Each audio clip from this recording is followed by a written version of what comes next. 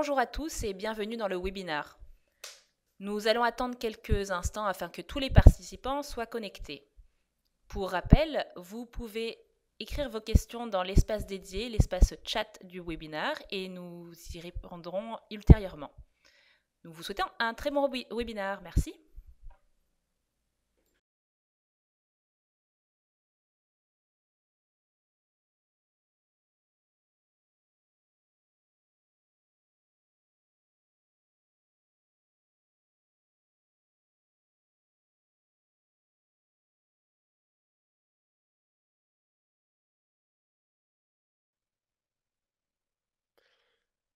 Bonjour tout le monde, j'aimerais vous souhaiter la bienvenue à notre webinaire d'aujourd'hui où on va découvrir encore une fois des fonctionnalités d'Advanced Design, notre nouvelle plateforme d'analyse et de design des structures chez Gretech. Avant de débuter le webinaire, en fait, j'aimerais prendre quelques instants pour expliquer c'est quoi Advanced Design 2017 aux personnes qui sont jointes à nous aujourd'hui pour ce webinaire sur le design acier. Également les personnes qui vont regarder les vidéos sur YouTube. Ça va leur permettre, sans avoir regardé les premiers, de comprendre un peu c'est quoi AD. Donc, c'est une solution d'analyse et de design de structure dernier cri qui incorpore la technologie BIM. Également, on parle de dernier cri. Donc, on a des calculs des structures par élément fini. Euh, Tout est fait par élément fini, de la poutre à la colonne à l'élément surfacique. Et le maillage est automatique et peut être modifié à la guise de l'utilisateur. Donc, c'est très pratique. La modélisation, très simple, comme j'en ai parlé, les éléments finis. En fait, le maillage se fait automatiquement. Et comme vous avez vu, l'interface du logiciel est faite pour que la modélisation de la structure soit simple, rapide et flexible. La courbe d'apprentissage est très prononcée en fait pour les gens qui ont commencé à l'utiliser. Vous avez sûrement remarqué, ça s'apprend très bien et très rapidement. Les analyses sont rapides et puissantes. Ils sont disponibles dans un vaste inventaire. En fait, on a des analyses plus classiques comme la statique et on a des analyses plus poussées comme les temporelles dynamiques pour les projets qui le nécessitent. On a également un des points forts qu'on a discuté il y a 2 semaines, c'est l'interopérabilité avec Autodesk. On a parlé surtout de Revit, euh, d'Advanced Steel et d'AutoCAD. On a également les générateurs climatiques 3D qui sont dans le logiciel. Ils vont générer selon les codes nationaux du bâtiment choisis par l'utilisateur euh, les charges de neige et les charges de vent. Donc c'est très rapide pour une modélisation du bâtiment et de ses chargements. Ces modélisations-là, comme j'ai expliqué, sont faites selon les codes dans AD. Euh, on a des codes intentionnels d'intégrer dans AD. Ce qui nous intéresse surtout ici, c'est les codes canadiens et américains. On a les codes européens. Dans certains cas, ça peut être pratique pour des projets où on veut évaluer des capacités des membrures avec un deuxième code ou tout simplement faire un projet qui ne se situe pas en Amérique. Pour plus d'informations, je vous recommande fortement de visiter notre page web. C'est très complet. L'adresse est disponible au bas de votre écran présentement. Euh, on a également une section FAQ qui comprend les questions les plus couramment posées ainsi que les réponses sur AD. Donc, je vous invite fortement à aller visiter cette. Maintenant, si on parle de l'ordre des webinaires sur Advanced Design, l'ordre de présentation, en fait, on voit aujourd'hui qu'on est au 5e webinaire sur 5, le design d'acier avec AD. On a vu avant l'interopérabilité d'AD avec les produits Autodesk, le RC Beam Designer sur AD qui plaçait les armatures dans les sections de béton et avec les efforts obtenus avec AD. On a vu aussi en fait le design de béton avec AD. On parle ici de béton armé bien sûr. Et en premier lieu, on a vu une présentation générale sur AD pour donner les bases de modélisation avec le logiciel. Je vais revenir au point 3. En fait, là, le RC Beam Designer en fait, peut être aussi utilisé là, euh, en version standalone, donc tout seul. Vous pouvez mettre les charges que vous voulez et sans avoir AD, en fait, il va designer les bords d'armature. Je voulais juste préciser ça. Euh, on a également 6 formations approfondies qui ont débuté le 18 octobre et qui se poursuivent la semaine prochaine. On en a 2 de faites. Euh, Donc, vous pouvez vous y inscrire encore. Il reste des places, c'est pas trop tard pour la semaine prochaine. Évidemment, on donne les heures de formation pour l'OIQ qui vont avec ça. Donc, c'est très intéressant. On sait que le, le temps pour donner nos heures à l'OIQ approche. Donc, ça peut être une solution très intéressante et un peu moins coûteuse que les autres de prendre ces webinaires-là, tout en apprenant le logiciel de demain pour le dimensionnement des structures. Avant d'aller plus loin dans le webinaire d'aujourd'hui sur le design d'acier, je veux faire un récapitulatif rapide sur en fait celui d'il y a 2 semaines qui portait sur l'interopérabilité entre les produits Autodesk et AD. Donc, on avait parlé de pourquoi adopter un flux de travail BIM. En fait, on sait que les ingénieurs en fait utilisent plusieurs moyens de calcul, donc des feuilles Excel, MATCAD, des calculs manuels, certains dessins manuels ou un peu sur AutoCAD, des fois Revit. Il faut produire des rapports, donc colliger cette information-là, l'envoyer en fait au technicien ou à un autre intervenant. Et c'est là que la technologie BIM vient aider, c'est que toute cette information-là qui est difficile à transmettre parce qu'elle vient de plein de sources, en fait, on peut, dans un même flux de travail, la transférer très facilement avec le logiciel AD, puisque on a en fait un fichier propriétaire BIM Connect qui permet en fait de communiquer avec le logiciel d'Autodesk comme j'ai parlé il y a quelques instants ou avec d'autres produits Cretec. La semaine dernière, donc, il y a 2 semaines en fait, on avait vu 3 flux de travail, donc 3 scénarios possibles avec AD. On avait utilisé AutoCAD pour importer ou exporter un modèle dans Advanced Design. Il y avait également Advanced Steel et Advanced Design qui en avait vu la coopération entre les deux logiciels. Finalement, en troisième point, on avait vu comment Revit et Advanced Design communiquaient. Donc, au fil de ces démonstrations-là, on a vu que l'interopérabilité entre les logiciels permettait de sauver du temps tout au long du processus de modélisation et de dimensionnement, tout en réduisant en fait les erreurs de modélisation euh, qui peuvent arriver dans un projet pour les raisons citées au premier point. Vous pouvez retrouver nos webinaires au lien en fait en bas de la page. Ils sont disponibles, on les met rapidement après qu'on ait fait la version live. Donc, je vous invite à vous inscrire sur notre chaîne YouTube. Encore une fois, l'adresse en bas de la page. On met souvent des mises à jour ou en fait des petites vidéos qui peuvent être simplement un truc sur l'utilisation du logiciel. Donc, c'est très utile ou pratique en fait pour savoir ce qui se passe au niveau de nos logiciels si vous allez voir cette chaîne-là. Maintenant, assez parlé de ce qu'on a vu il y a 2 semaines. Regardons le présent, donc l'ordre du jour.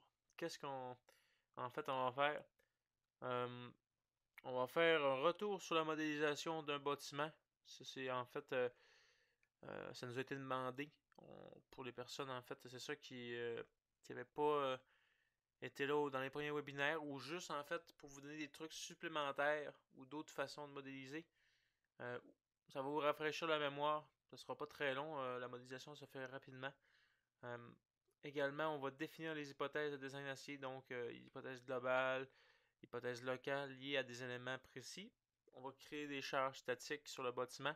On va définir les combinaisons réglementaires pour le design acier. Également, on va avoir le calcul du modèle qui va être fait aux éléments finis. Nous autres, on va sauter cette étape-là. On va utiliser les résultats du modèle déjà, je dirais, là, calculé pour sauver un peu de temps puis prendre plus de temps pour vous expliquer comment le logiciel fonctionne au lieu de vous montrer là, une barre là, de calcul. On va également avoir un dernier segment sur l'exploitation des résultats du design en acier.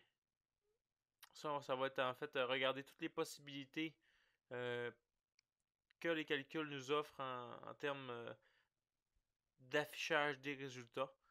Et on finit par une conclusion. Si on y va d'un côté plus théorique pour ce qui est des codes présents dans AD, aujourd'hui, ce qui nous intéresse, comme on souligne, c'est l'acier. Donc, pour ce qui est des codes nord-américains, c'est On a le CNB qui va être utilisé en fait pour mettre les charges et la norme S16 d'acier qui est bien connue au Canada pour les bâtiments. Aux États-Unis, on aurait en fait la norme AISC 360 et si on utilise les Eurocodes, on aurait l'Eurocode 3, donc EC3 pour en fait le design d'acier, mais en Europe. On a également du design qui peut se faire avec le béton armé et le bois selon certaines normes. Donc c'est très varié et ça peut combler en fait les besoins des ingénieurs pour plusieurs projets. Avant d'aller plus loin dans le webinaire, j'aimerais y aller de quelques points clés avec AD en fait. AD permet de faire l'optimisation des profilés selon un catalogue prédéfini avec possibilité d'activer un cycle de design automatique de calcul. Donc, ici, on parle d'un calcul aux éléments finis, comme je mentionnais, avec un maillage qui s'effectue automatiquement. Et tout ça se produit avec des optimisations successives de nos sections. Également, on a la notion de rôle d'élément qui est présente dans AD. Le rôle d'élément, si on veut le comparer à quelque chose de plus connu, c'est l'équivalent d'un groupe de design dans ADA. Ça permet de regrouper les éléments et de leur assigner des hypothèses de calcul communes. Donc, si on regarde quelques exemples, on a l'hypothèse sur le flambement, le support latéral contre le déversement, les vérifications des flèches. Donc, on peut mettre plusieurs hypothèses communes dans notre rôle d'élément pour désigner plusieurs membrures selon ces mêmes critères-là. Les contraintes sur les sections, c'est très intéressant aussi. Après le calcul, on a nos résultats qui peuvent être consultés et les contraintes sur les sections, puisque c'est un calcul par élément fini, peuvent être consultés à des points qu'on décide sur la section. Donc, c'est très pratique si on veut regarder s'il n'y a pas plastification ou en fait localisé sur une section ou pour tout autre type de calcul ou pour tout autre besoin en fait du design. C'est très utile d'avoir ça. Également, on a une note de calcul détaillée qui est produite à partir des résultats et des données rentrées dans AD. Cette note-là est à 100% éditable par l'utilisateur, donc il peut choisir de mettre certains détails ou d'en enlever d'autres. Donc ça fait des rapports qui sont professionnels et en quelques secondes, après un clic, on a un rapport qui a été produit, prêt à envoyer au client. Maintenant, on est rendu dans la portion live de la présentation. On va explorer en fait l'interface Advanced Design et voir les possibilités pour finalement comment tracer la structure. Donc ici, je montre mon interface. Ici, j'ai mon interface centrale où on crée la géométrie, où en fait on voit la structure. Au-dessus, en fait, on a nos barres d'outils. Ça, c'est organisé en fait en rubans séparés selon les fonctionnalités des barres en fait. Donc, vous voyez qu'il y a beaucoup de fonctionnalités, mais tout est présenté de façon détaillée et claire. À droite, on a des propriétés en fait pour tout ce qui est dans la section graphique. Si on sélectionne une poutre, en fait, on voit toutes ces propriétés qui sont associées. C'est la même chose en fait pour les supports. On va avoir les détails par rapport au support. Donc, à gauche, on a également le pilote de projet. Ça, en fait, on organise et on sépare en fait toutes les composants de notre structure dans une arborescence. Vous voyez ici des sous-catégories avec certaines composantes dedans, dont les supports. Ici, d'autres types de membrures. Ça me permet en fait de choisir les éléments comme on veut. Une chose intéressante encore, c'est que c'est organisé là, de façon qu'on peut double-cliquer les éléments pour les cacher comme on veut. Donc, ça a une fonctionnalité aussi sur l'affichage qui est très pratique. La ligne de commande en bas, on est capable d'entrer des valeurs pour les longueurs de membrure. Ça ressemble un peu à AutoCAD, même beaucoup, je dois dire. Ça nous donne également les erreurs pour ce qui est des analyses et tout le reste de modélisation. Donc ça, c'est le modèle qu'on va avoir à la fin en fait, du webinaire. Donc, on va commencer avec notre projet vide ici. J'ai déjà commencé à faire deux grilles pour m'aider à tracer, ça va aller plus vite. J'ai aussi organisé des sous-catégories à l'avance. Vous pouvez les créer en fait là, une par une en voyant ce que vous allez avoir. Ici, on voit que ma grille, j'en ai créé deux en fait. La première est une grille dans le sens de la gravité qui va m'aider à dessiner en fait les faces de ma structure. Euh, Ma deuxième grille, elle va être utilisée en fait là, en tant que vue en plan pour créer par exemple mes poteaux ou mes supports. Donc ici on voit que les propriétés des grilles, à la même manière que les autres membrures, euh, sont affichées à droite. Donc on voit aussi donc, les subdivisions, les unités, donc c'est très pratique. Ce qu'on va faire, c'est qu'on va commencer par modéliser la structure comme on a dit. Aujourd'hui, le but, c'est vraiment de faire un rappel pour bien entrer les données, bien entrer en fait les connaissances euh, qu'on a apprises par rapport au webinaire. Donc là, j'ai choisi un élément linéaire. Maintenant, il me demande quelle propriété que je veux définir pour mon élément linéaire. Donc, il me dit mon matériel, mes sections. Après ça, c'est les conditions aux extrémités. Euh, Quel genre de comportement qu'on veut avoir en fait. Là. Euh, donc, on voit toutes les choses qui sont reliées au design acier. Euh, Ici, on a la vérification de la flèche, euh, le buckling qui est en fait le flambement. Donc on va regarder ça. Euh, donc, la 10 par 30 en acier. Et on va commencer par dessiner la structure. On voit qu'il y a des snap points qui rendent la vie du modélisateur facile. On fait juste deux clics, puis en fait, on crée nos membrures. Vous voyez que c'est super facile. Donc, une géométrie assez simple. On voyait le modèle tantôt qui avait l'air un peu complexe avec les poutres inertie variable, mais on va s'occuper de ça plus tard. Là, on fait juste vraiment la structure, là, l'ossature de la structure, en fait. Vous voyez ici, ça c'est un peu plus long.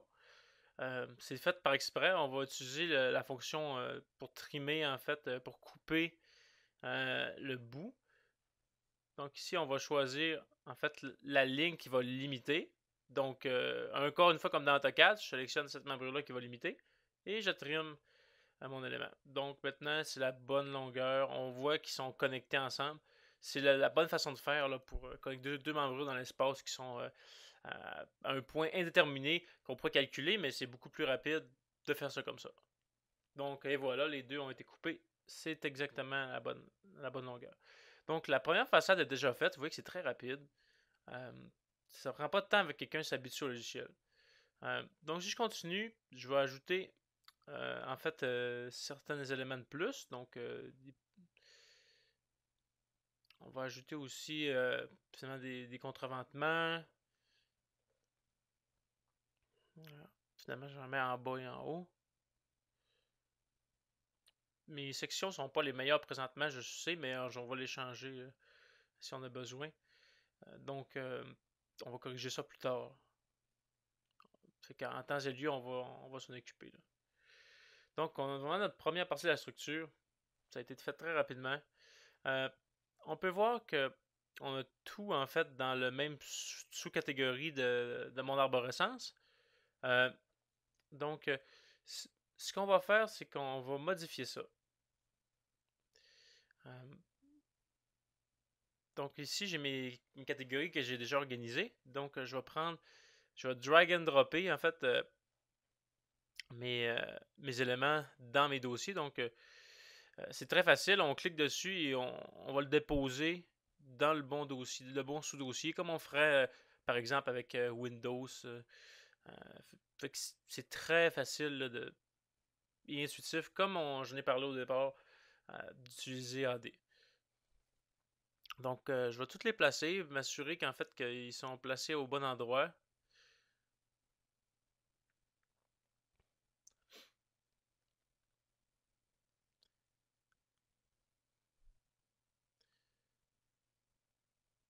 Fait que vous voyez, c'est quand même très simple. Puis en même temps, je m'assure là, que en fait c'est la même section. Ou si, mettons, je clique sur un, je vois que c'est pas correct, je pourrais changer la section. Vous voyez que l'élément s'illumine sur la vue du milieu à chaque fois que je clique dessus. Donc ici on voit choisi, je paye sur contrôle et je sélectionne toutes mes contreventes maps. Et je vais m'assurer qu'ils sont en fait adéquats. Adéquatement placés. Donc ce qu'on va faire, on va sélectionner nos éléments qu'on veut copier-coller. Donc on sélectionne tous nos membrures qu'on veut copier-coller. Parce qu'en fait, c'est un bâtiment que vous avez vu au départ, il est symétrique dans un sens. Donc on peut le copier-coller. Donc si je donne ma direction, donc ici, il me donne également la distance. Je peux faire un preview. Donc j'ai des options avancées aussi que je peux regarder. Je peux l'envoyer à une destination spécifique. Donc, je vais l'envoyer en fait dans mon tapered frame parce que c'est mon frame. Donc, je pourrais changer ça pour la même direction, mais je pourrais en fait cliquer ici sur le coin pour l'envoyer un peu plus loin. Donc, je vais l'envoyer aussi dans mon tapered frame. Donc, c'est facile. Pour l'outil Preview, c'est très utile.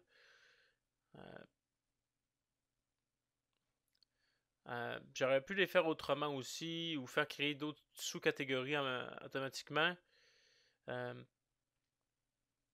Donc, finalement, je vais envoyer le dernier cadre à l'extrémité.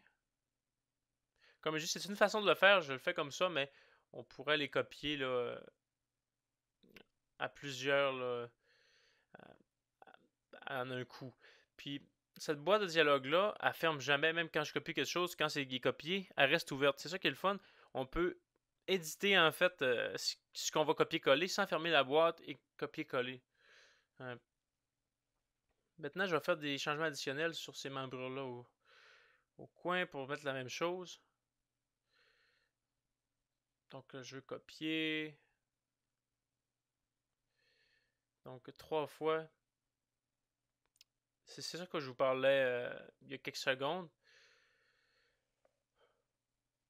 Sauf que ma distance n'est pas égale. Mais pour un modèle qui est symétrique, ça pourrait fonctionner. C'est juste que mon modèle n'est pas, pas une distance là, égale entre chacun des portiques. Donc, vous voyez ici, là, ça va plus vite. J'ai copié en tenant contrôle. Donc, ça, c'est terminé. La structure déjà commence déjà à prendre forme. Je vais faire la même chose en fait pour les contreventements.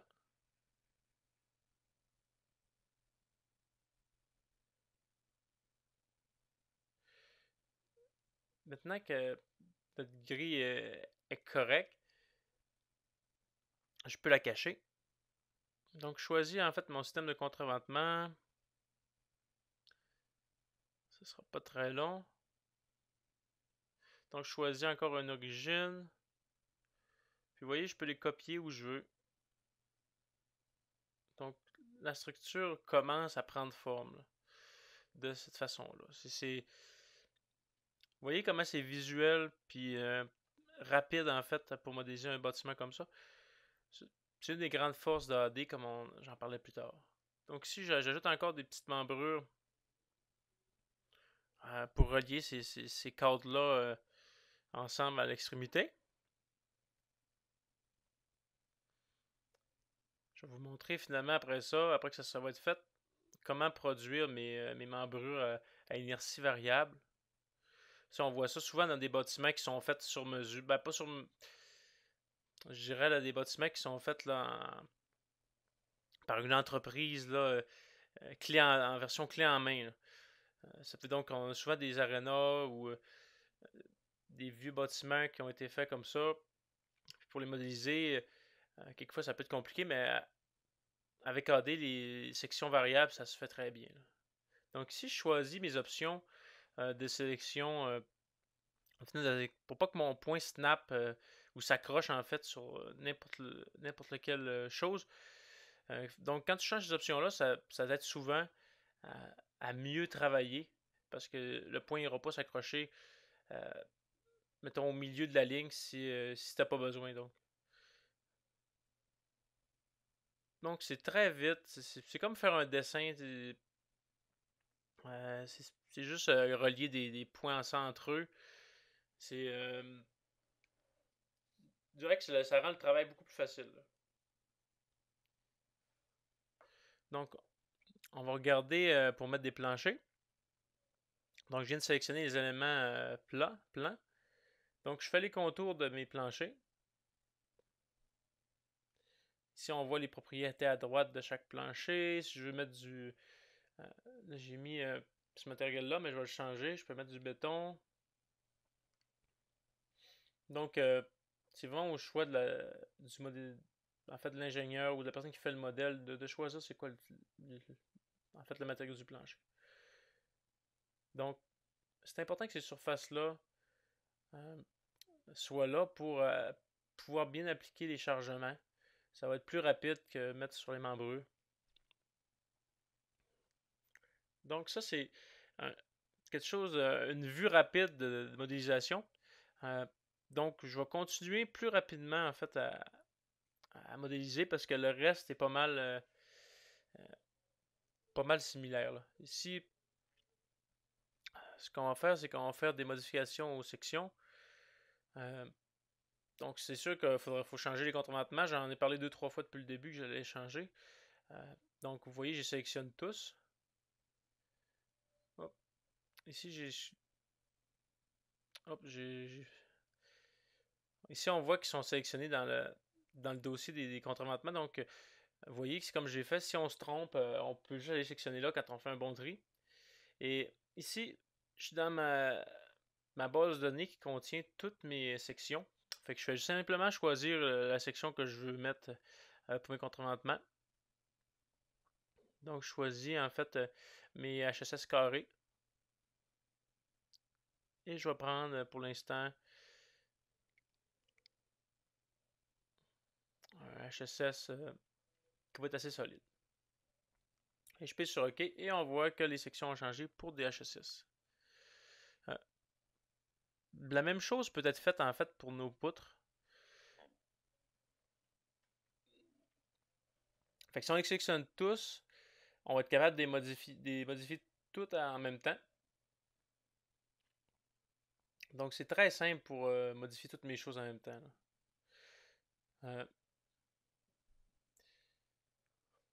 Je peux limiter aussi, en fait, trier, en fait, filtrer mon affichage parce qu'on voit que j'avais des problèmes à sélectionner mes membrures, mes planchers, sélectionner toujours. Donc, je viens de filtrer, en fait, mes planchers pour pouvoir mieux sélectionner mes membrures. Puis on voit que j'ai pas non plus de mode de sélection comme on peut avoir dans d'autres logiciels. J'ai pas besoin en mode membrure ou en mode surface pour sélectionner mes éléments. Il sélectionne tout, peu importe c'est quoi le type. Donc ici, on va choisir encore une section plus appropriée.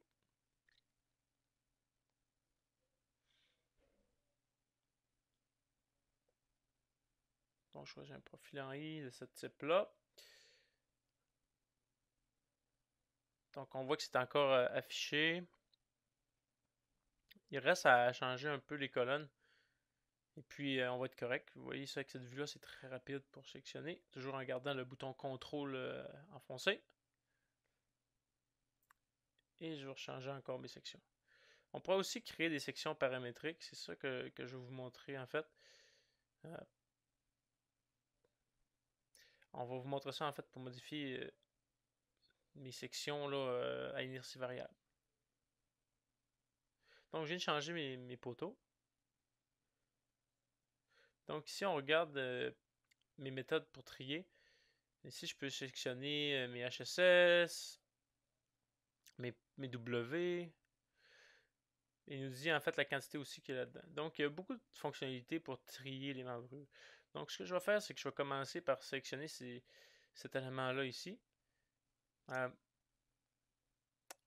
On peut changer aussi des alignements et des excentricités là-dedans. En fait, pourquoi je vous parle de ça, c'est à cause que des fois, quand on importe des modèles, les dessinateurs ont besoin d'aligner les membrures à la fibre supérieure. Mais si on ne veut pas considérer les excentricités créées par ces alignements-là dans notre modèle, euh, en fait, on peut décider dans AD si on veut les prendre en compte ou pas. Ici, donc ce qu'on va faire ici, c'est qu'on ne cliquera pas pour considérer dans les éléments finis. Donc, de cette manière-là, les dessinateurs peuvent avoir le dessin fait de la bonne façon, mais notre analyse en tant qu'ingénieur va être faite avec les axes neutres, en fait, de connecter de nos sections, même si ça s'affiche comme si c'était aligné avec le dessus de la section. Donc, on va commencer ici. On va définir une section ici, donc de façon paramétrique. Quand on va faire les changements, en fait, les diagrammes à droite vont être mis à jour. Donc, j'ai la hauteur, l'épaisseur de l'ombre, ou j'ai l'épaisseur des ailes. Donc, je peux tout changer. Et vous voyez, ça change automatiquement. Là, je vais définir en fait la semelle du bas différente de la semelle du haut. Fait que c'est vraiment, on peut faire ce qu'on veut dans. Puis rapidement, on a en fait des sections personnalisées. Donc, je pèse sur OK pour valider. Et on voit que la section va être mise à jour automatiquement. Maintenant, on a besoin de définir le deuxième nœud. Ça, en fait, ça suit les axes locaux de la membrure. Donc, le premier nœud, c'est l'extrémité I, puis le deuxième nœud, c'est l'extrémité J. Et donc, maintenant que je change juste la hauteur, j'ai juste fait changer la hauteur de mon nœud J, parce que c'est la même section tout de même là, que ce qu'on avait au départ. Maintenant, ce qu'on va faire, c'est qu'on va copier en fait les propriétés de cette membrure-là sur les autres. Vous voyez que maintenant, les membrures sont inversées. On va juste les changer, ça va être très rapide. Je sélectionne et je vais inverser. Donc j'inverse ma hauteur. Donc c'est très rapide. Puis on va avoir nos poutres à inertie variable là, très rapidement. Puis sans vraiment avoir mis beaucoup d'efforts dans notre dessin. Ici, je peux choisir mes poteaux. Donc, on va choisir la première extrémité.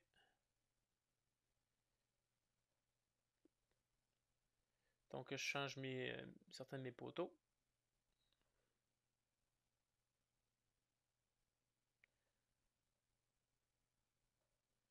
C'est la même manière en fait que je l'ai fait dans les poutres tout à l'heure. Je mets juste des valeurs génériques pour vous donner une idée de ce qu'on peut mettre, mais ça pourrait être différent. Là. Maintenant, je vais définir pour l'extrémité du bas en fait de ma membrure. Et voilà.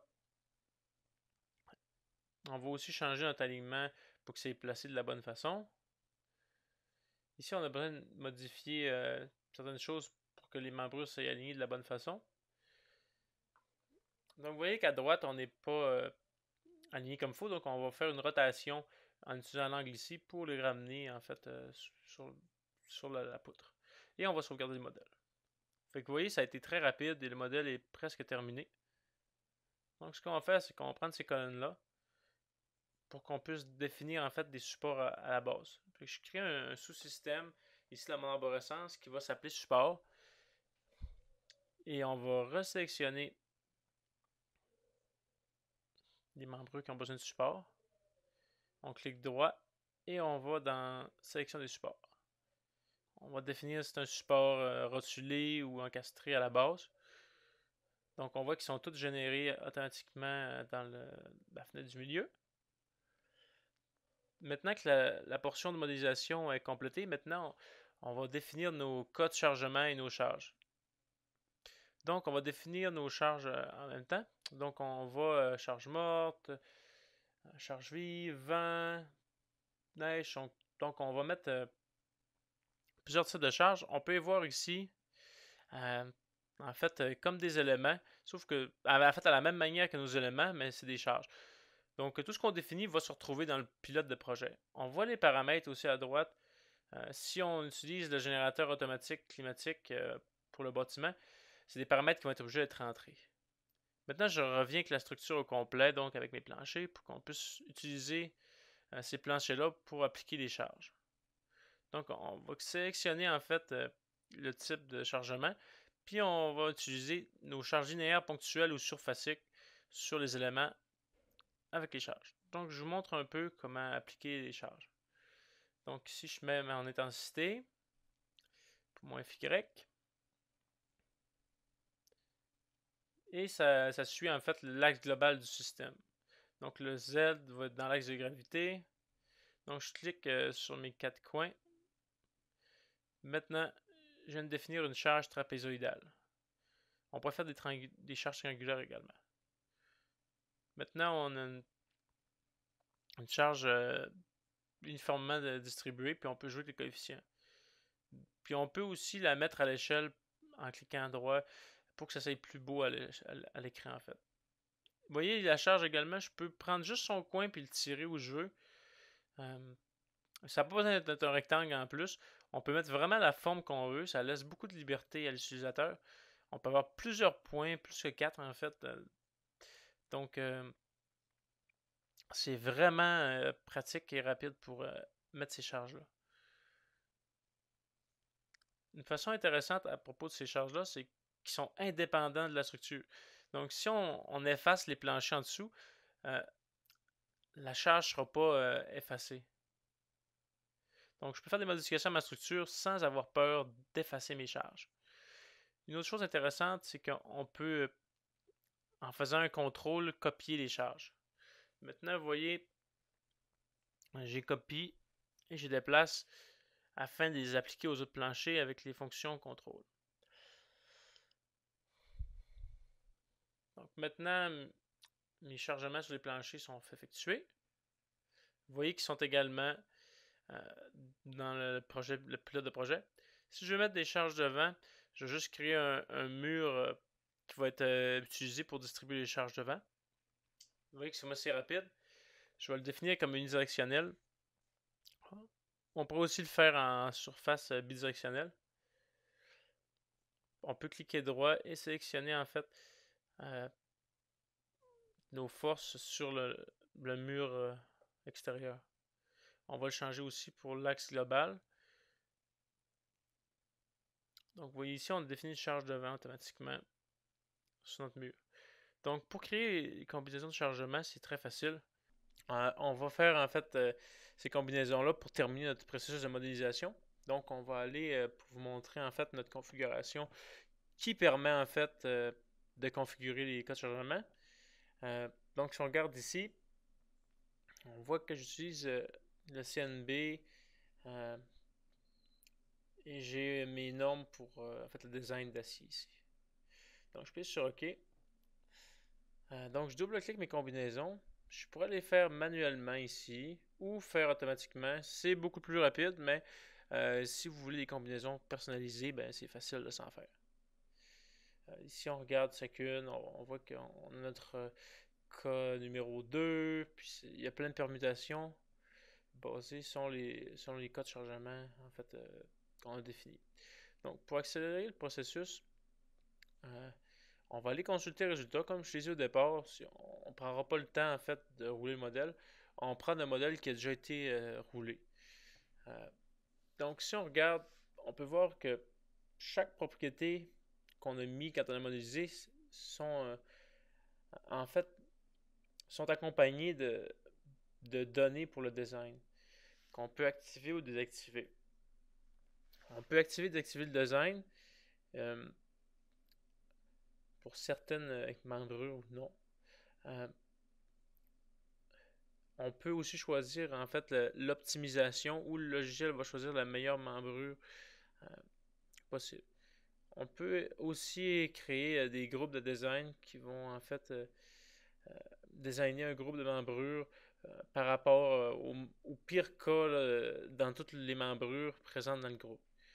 On a d'autres choses comme le critère de déflexion, de flèche, désolé, euh, les longueurs de flambement, euh, flambement en torsion.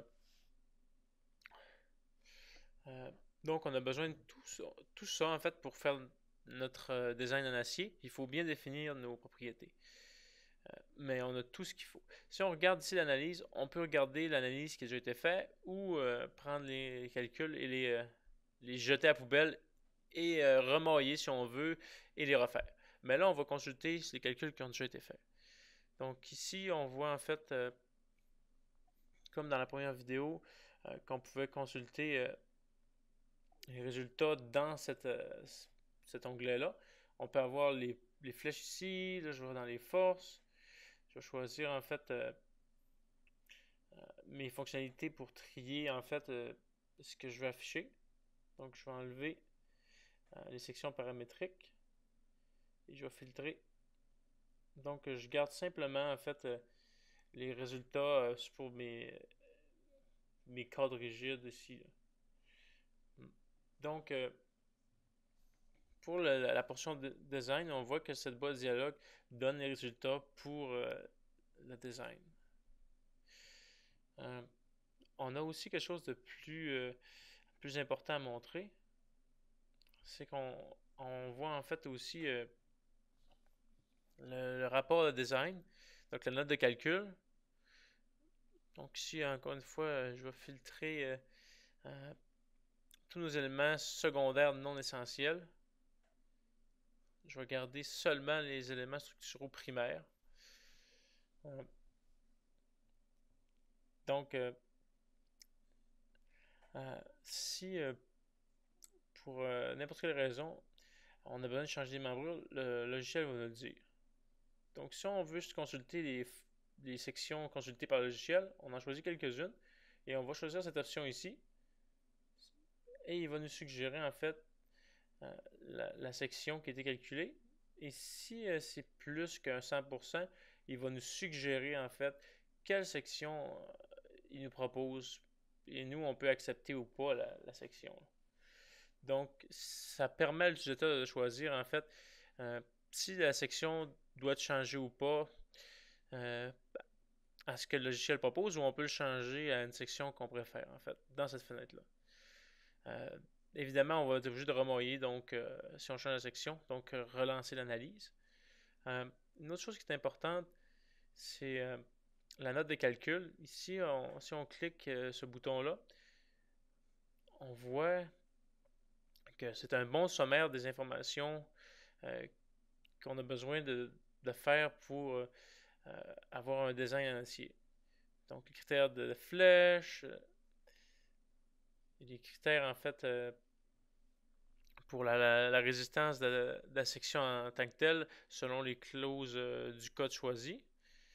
On voit le numéro de la combinaison, puis en fait la sollicitation à droite. On peut voir aussi un rapport détaillé en cliquant ici. Donc, ça va convertir en fait ces données-là en format Word. Vous voyez ici, on a le numéro de l'élément, la section qui est utilisée, l'information sur la section, l'information sur la classe, le critère de déflexion. Donc, chaque combinaison aussi qui est calculée pour chaque clause. On peut voir aussi si en fait ils sont en bas ou en haut de 100%. Donc, en conclusion, qu'est-ce que le design acier permet de faire dans AD?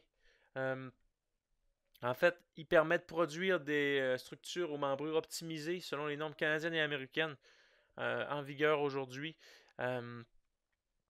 C'est bien plus que ça, comme on en a parlé. On a également des codes internationaux comme l'Eurocode qui sont dans le logiciel.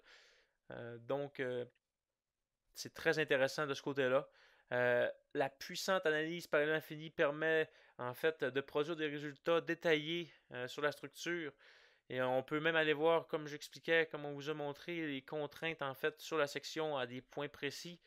On a aussi des déformations. Donc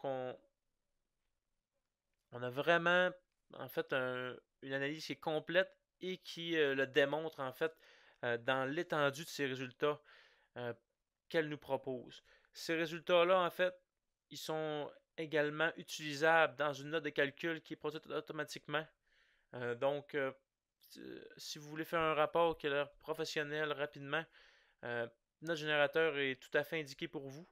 Euh, il va produire en fait avec les données que vous lui dites d'utiliser un rapport d'ingénierie sur la structure ou sur certaines de ses composantes euh, en quelques secondes. Donc c'est un bel outil. Je vous invite à l'utiliser et en fait euh, à l'apprendre en fait pour pouvoir sauver du temps dans vos projets encore une fois.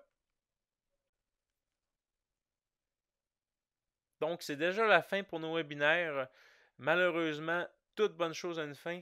On vous aimerait ça vous remercier à tout le monde qui était là durant les webinaires. C'est très apprécié d'avoir vos retours, donc vos questions et vos commentaires sur le logiciel. Chez Gretech, en fait, on écoute beaucoup notre clientèle. On utilise en fait ce qui nous donne comme questions ou commentaires pour améliorer nos produits. Donc, on va regarder vos questions d'aujourd'hui. S'il y a des questions qui n'ont pas été répondues dans les webinaires précédents, on va y répondre. Notre équipe de support technique est prête pour vos questions. On est plusieurs ingénieurs qui sont là pour vous aider en fait dans l'apprentissage de ce nouveau logiciel-là. Donc, n'hésitez pas à nous contacter quand vous l'utilisez en fait là, sur des projets. Ça va nous faire un plaisir de vous aider. N'oubliez pas non plus les formations qui vont se poursuivre dès la semaine prochaine. Euh, Également, comme je l'ai mentionné au début du webinaire, il y a 2 formations qui sont déjà passées, mais il n'est pas trop tard pour profiter d'une promotion sur les 6 formations. Euh, on va en fait reprendre les 2 premières sur la modélisation, donc les plus générales, en début d'année 2017. Donc, comme on le sait, en début d'année, on prend des bonnes résolutions pour ce qui s'en vient. Donc, je pense que ça pourrait être une bonne de prendre ces 2 webinaires-là. Également, vous pouvez suivre nos derniers développements sur nos technologies via notre infolettre. Installé Advanced Design 2017 dès aujourd'hui. Des personnes qui sont sous maintenance et qui ont en fait accès aux licences qui débloquent Advanced Design en même temps que ADA. Vous pouvez l'installer et commencer à travailler dessus sur les projets. Vous avez nos webinaires, comme je l'ai mentionné, qui se retrouvent en fait sur notre chaîne YouTube. Abonnez-vous, c'est plein de bonnes informations. On le met à jour souvent. Un dernier détail que je voudrais mentionner, c'est que les formations, bien entendu, je parle de 2017 ou de la semaine prochaine, mais il y a quelque chose qui est sûr dans ces formations-là qui va toujours être là, c'est les heures de formation qui comptent pour l'OIQ. On sait qu'il faut les donner, je crois, en mars, donc on donne des heures de formation pour chaque personne qui regarde nos formations en ligne. Donc, si vous inscrivez, n'oubliez pas de l'utiliser ou de les demander. C'est un gros plus pour ça. Avant de vous laisser, je veux faire un dernier retour sur ce qui a été vu dans nos webinaires. C'est important. Il y a des personnes qui n'étaient pas là dans les premiers. On voit aujourd'hui qu'on a fini le design acier avec AD. Mais on a vu avant l'interopérabilité d'AD avec les logiciels Autodesk, le placement de bord d'armature sur les calculs d'AD avec le RC Beam Designer. En deuxième, on avait vu également le design de béton armé avec AD. Et premièrement, on avait fait une formation en fait générale sur la modélisation dans AD. Donc rien de trop compliqué, juste la base pour permettre en fait une assimilation rapide des, des bonnes pratiques avec le logiciel. Donc si vous voulez aller voir ces webinaires-là, si vous avez manqué quelque chose aujourd'hui, ils vont être disponibles sur notre chaîne YouTube. Donc je vous invite à aller les consulter. Donc je vous remercie encore une fois d'avoir été là aujourd'hui et pendant les semaines précédentes. Je vous souhaite bon succès dans l'utilisation d'AD et ça va nous faire plaisir de répondre à vos questions quand le temps sera venu. Donc, passez une excellente fin de journée.